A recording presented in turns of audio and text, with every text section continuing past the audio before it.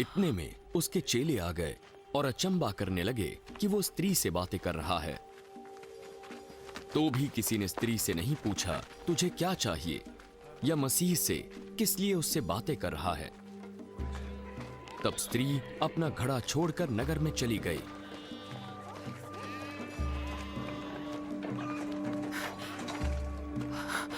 आओ, एक व्यक्ति को देखो जिसने सब कुछ मैंने किया मुझे बता दिया।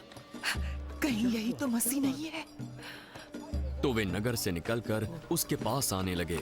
इस बीच उसके चेलों ने यीशु से ये विनती की, हे रब्बी, कुछ खा लो।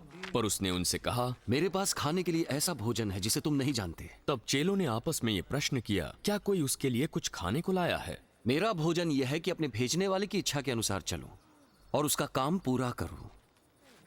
क्या तुम नहीं कहते कि कटनी होने में अभी 4 महीने पड़े हैं?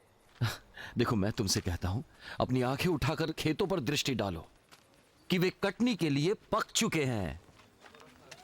काटने वाला मजदूरी पाता है और अनंत जीवन के लिए फल बटोरता है, ताकि बोने वाला और काटने वाला दोनों मिलकर आनंद करे। यहां वो कहावत ठीक बैठती है, बोने वाला और है और काटने वाला और।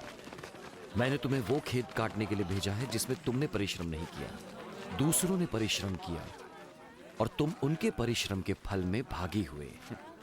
उस नगर के बहुत से सामरियों ने उस स्त्री के कहने से यीशु पर विश्वास किया, क्योंकि उसने ये गवाही दी थी, उसने सब कुछ जो मैंने किया है मुझे बता दिया।